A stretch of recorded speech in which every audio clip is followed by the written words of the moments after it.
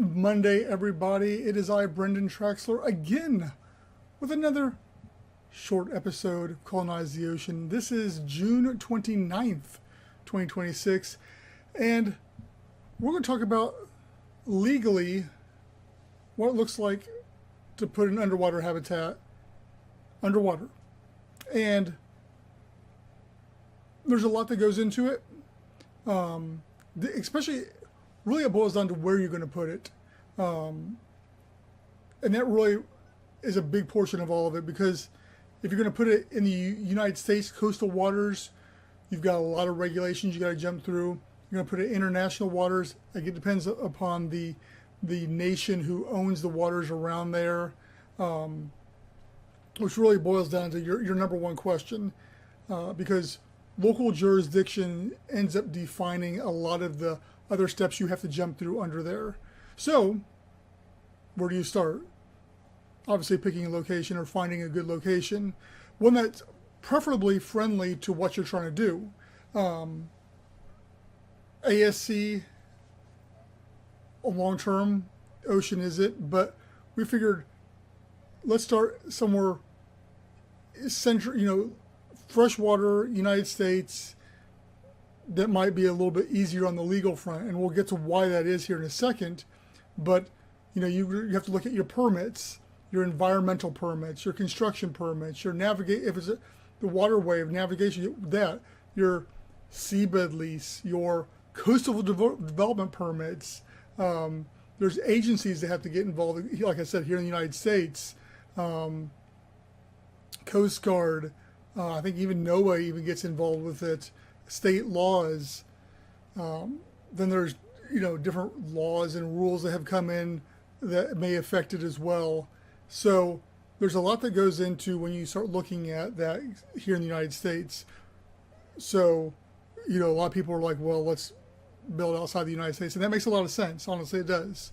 But sometimes it's not that easy. So then something else you have to look at to try to spearhead a lot of that is, are you going to be damaging any coral reefs that are around there? Is it going to harm marine life? Will it pollute the waters? Is it going to, depending on how deep or shallow you are, is it going to block any sort of navigation?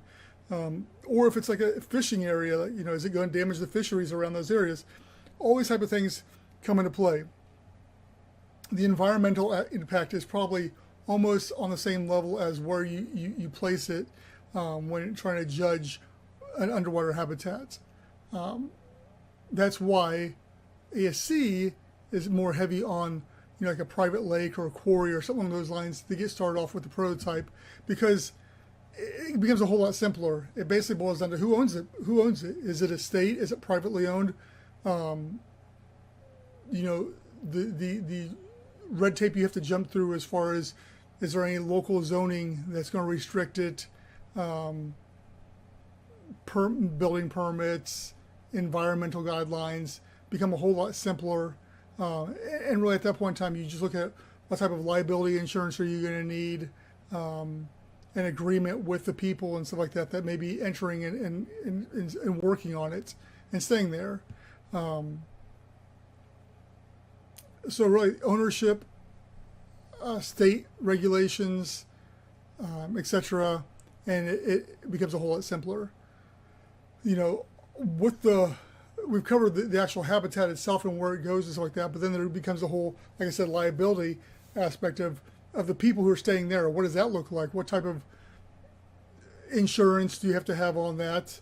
And type of thing, life support systems, redundancies there, emergency evacuation plans, all that has to be in place too, not only just because it's smart and you should be doing it regardless, but because that's going to come into your insurance plans, probably a lot of what the state and the local jurisdiction is going to say, or if you're international or in the coastal waters too.